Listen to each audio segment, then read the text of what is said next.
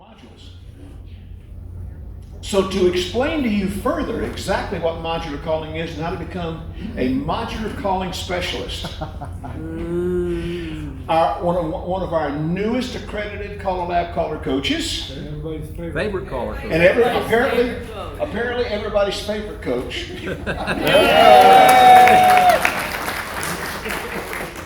Nice hand to Charlie Robertson. You know, I have absolutely no issue with getting up and calling in front of 1,000 people. It never bothers me at all. Talking to the 60 of you frightens me to no end.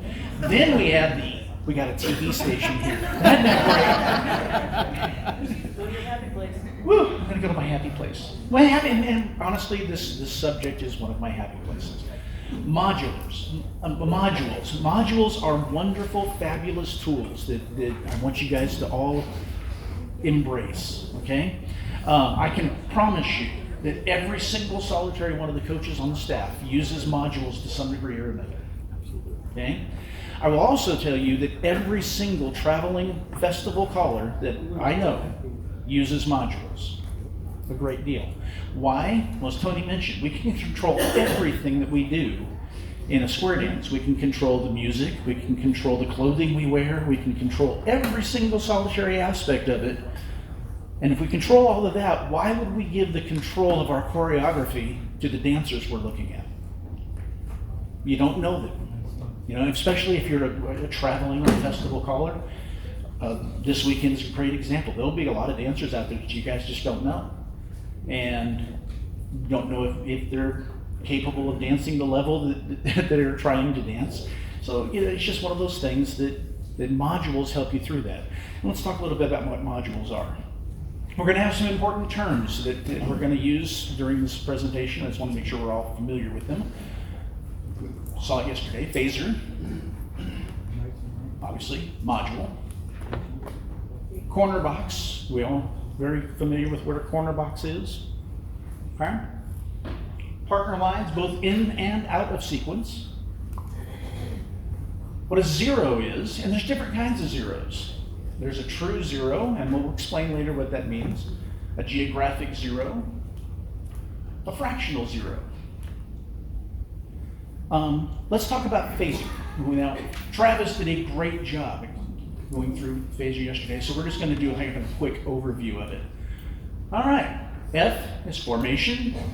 What kind of formation are your dancers in? Are they in a static square? Are they in ocean waves? Are they in lines? Arrangement, physical placement of the boys and the girls. There are 6 arrangements. Okay, those range, just if you think about lines facing in. You have boy, girl, boy, girl. You have girl, boy, girl, boy. You have boy, boy, girl, girl, girl, girl, boy, boy, boy, girl, girl, boy, and girl, boy, boy, girl. That's the only 6 arrangements that can possibly exist. Sequence. Sequence is really only important when we're going to resolve the square and figure out what order the couples are in. And relationship. Essentially, what boy is with what girl. All right, commonly used phasers. Corner box, looks like that.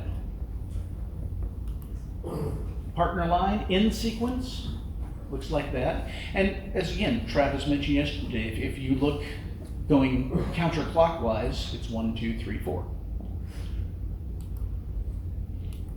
We have a right-hand lady box, looks like that. Quickest way to get there, head square through 2, nice, easy. And a partner line out of sequence, and if you notice the order, it's 1, 4, 3, 2, so they're out of sequence. All right, what is a module? Well, a module is a memorized call or group of calls that take you from one known phaser position to another known phaser, or the same known phaser. Okay, there's a few different types of modules. A get-in module. This is when we go from the static square to whatever known phaser we want to go to, okay? A zero module zeroes out. It takes you from one known phaser back to the same phaser. And there's, like I said, different kinds of zeros. A conversion module takes you from, let's just say hypothetically, takes you from a corner box to a partner line. And a get out module. And get out modules are the ones that we callers like to share with each other because we think they're awfully cute and special and fun and nifty. And we'll talk about get out modules a lot more specifically and talk about how to appropriately use get out modules. All right, but get in modules. Call or series of calls that takes the dancers from a squared set to a known position or phaser. So, a very commonly used single call get in, head square 3/4. It'll take you right to oops, let me go back. It's not doing it. Anyhow, it'll take you right from a squared set. This is supposed to dance. Oh well. Anyhow, I wrote a few of these get-in modules. It took me about 30 minutes. I use Taminations, the sequencer on Taminations, because I want to watch those little dancers dance, and I want to make sure the body flow is good and the hand availability is good. Another program that a lot of us use, and I know we're not necessarily endorsing particular programs, but a lot of us use a program called SD to write material. Anyhow, so here's a few modules. Now, all of the modules you're going to see in this presentation are available on the GSI website in a PDF form. So I've got all these examples. But here's just a few that I just sat down and wrote from a squared set to get us to a corner box. Here's a few modules to go from a squared set to partner line. And again, don't worry about copying any of these down that might look interesting to you.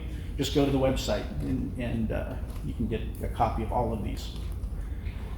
All right, let's talk about zero modules. A zero module is a module that starts and ends in the same relative position or phaser. Here's an example of a geographic zero. And a geographic zero means that it starts and ends in the exact same footprints.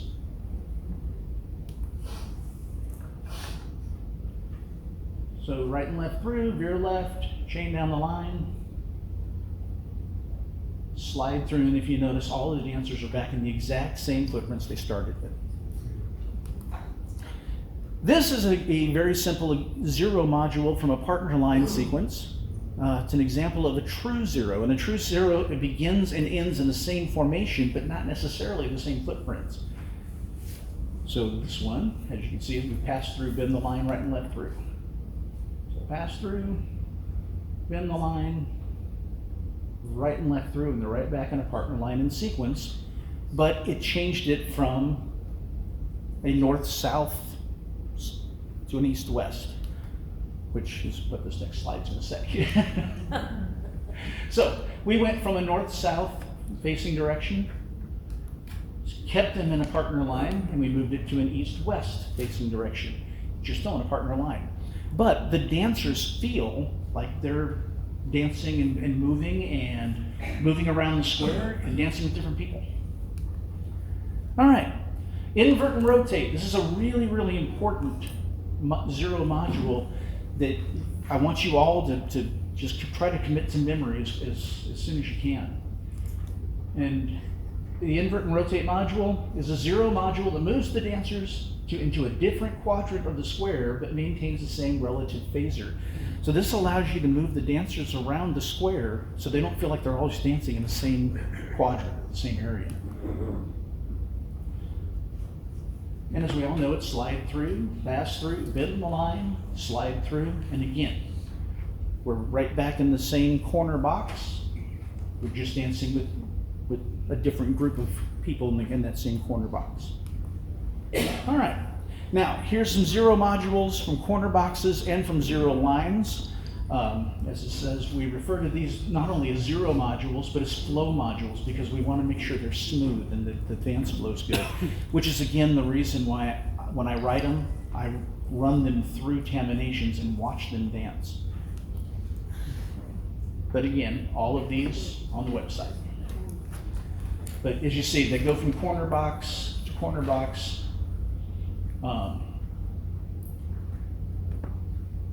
Yeah, those are corner box zeros. Here we go. Partner line zeros. So partner line in sequence.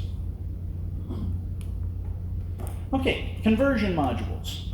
A call or series of calls take you from one known phaser to a completely different known phaser. Chicken plucker happens to be one of those. Now we use chicken plucker again, a great deal. This is one that you also need to commit to memory. Chicken plucker goes from a corner box to a right-hand lady box and back if you do it twice. Now, this is what's called a fractional zero. And a fractional zero means that if you do it multiple times, it will zero itself out. This one happens to be a half zero, meaning if you do it twice, it will zero itself out.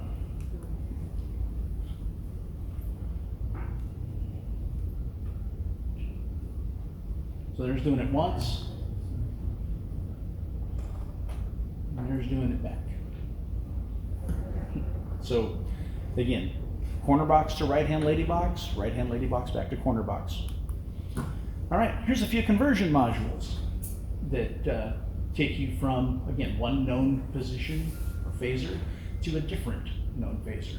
So as you see the top left corner there, it goes from a corner box and ends up in a partner line in sequence. No, wait a second, go back.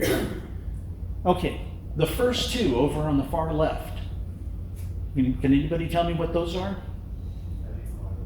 They're the magic modules, yeah. They're, and again, I know I'm saying this a lot, but those are ones you want to commit to memory, okay? The magic modules are again, gives you the ability to move the dancers around, you stay in absolute control, and they get to dance with different people in different formations. All right. Get out modules. A call or a series of calls that take you from one known phaser to resolving a choreographic sequence. Now, there's a warning about get out modules. And that warning is giving the dancers a great get out before they're ready for it, you've wasted the get out.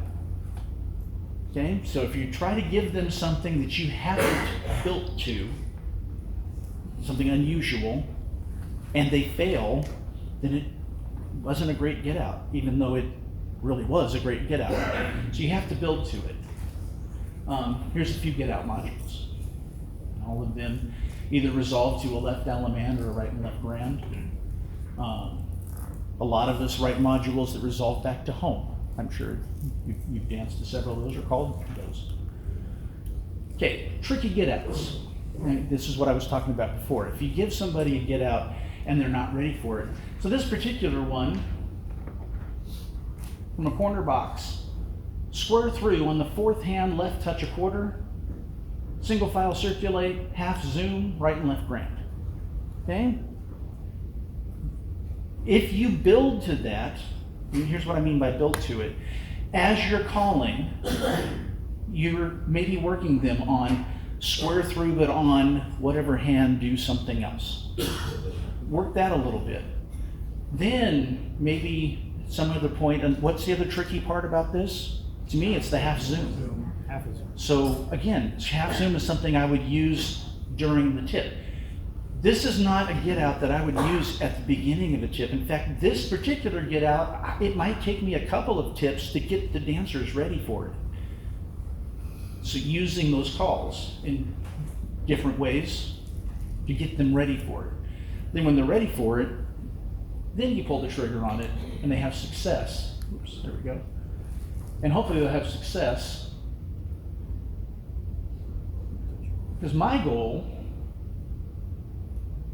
there's your right and left grand. My goal is to make sure that the dancers, the vast majority of the dancers, get the tricky stuff. And it's easy to get them there if you build to it. All right, so now let's put it all together. Now, as I mentioned earlier on in this, and I'm going to go back to it, modules can be used in a lot of different ways.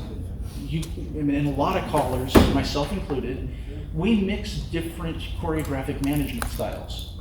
So a site caller, for instance, can site call to particular known phasers and then have a get out module from there. Or have a really cool get in module that gets them to a known phaser and then site call around, bring them back to that known phaser, and call a conversion module that gets them over to a different position. Maybe convert it back and then have a get out. So a lot of us mix using different techniques, for instance, site calling and modules together. But I just arbitrarily went through and picked out a get in module. Oops, here we go. A get in module, a conversion module. Oops, it's actually a zero module, and a get out module. So there we go. So there's the get in module we're going to use, and this one's a nice easy one. Heads right and left through, do a half sachet, slide through. That takes you from a squared set to where? Zero box. Corner box. Conversion module, this one, the magic module that we hopefully are all committing to memory. Swing through, girls circulate, boys trade, boys run, bend the line. Converts them from a corner box to a partner line. Yep. We're going to do a zero module. That's going to take us from that same partner line right back to another partner line, and then a get out module that gets them out at the very end.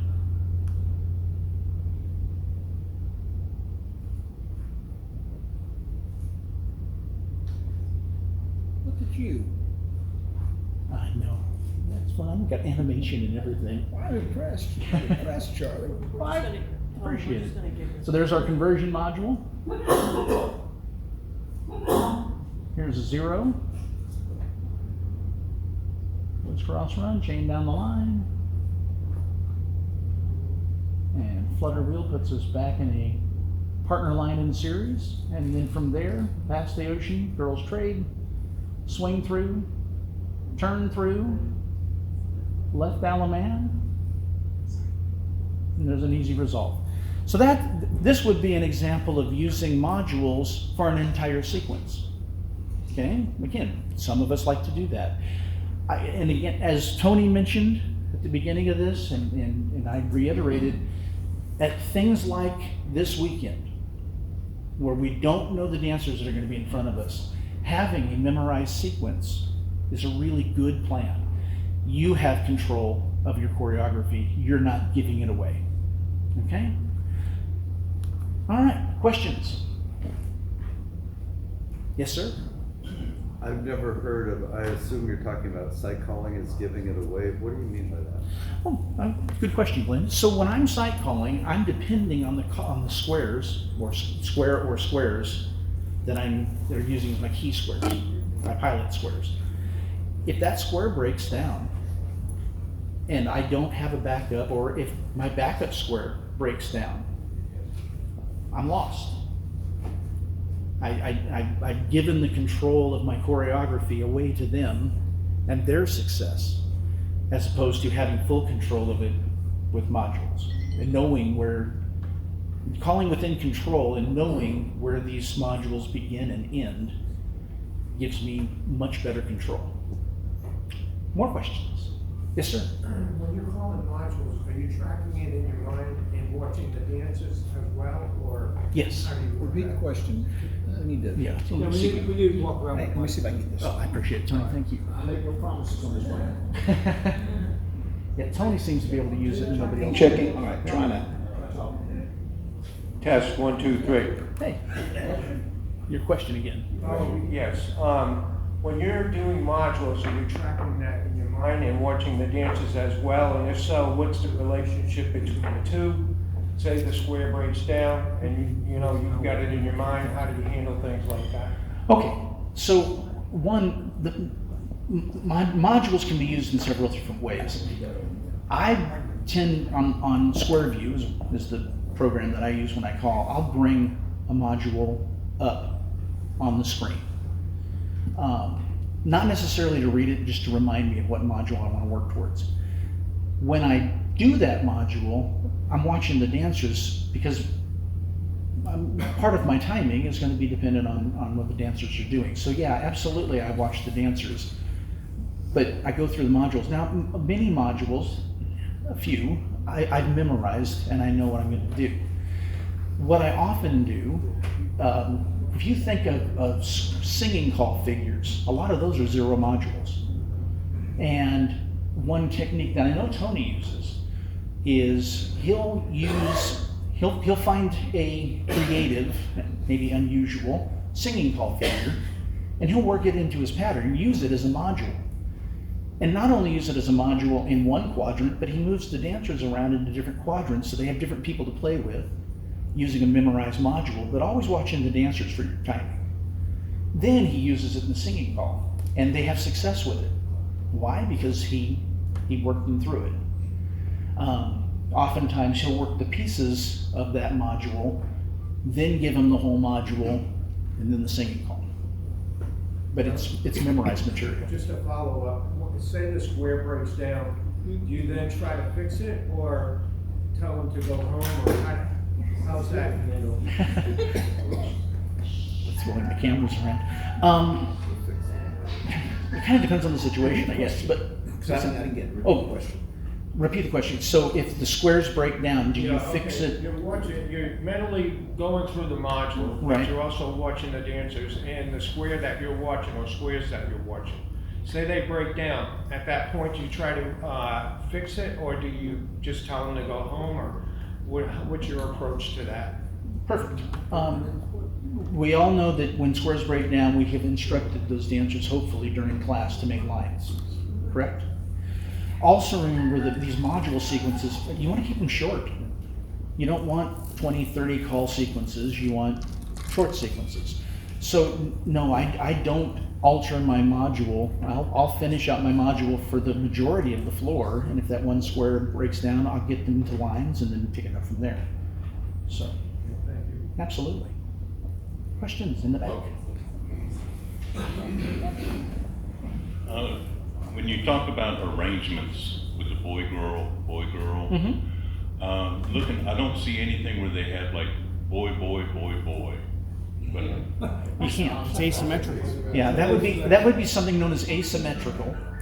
And because remember, whatever happens on this side of the square happens on that side of the square. So if this side has boy, boy, girl, girl, the other side has boy, boy, girl, girl.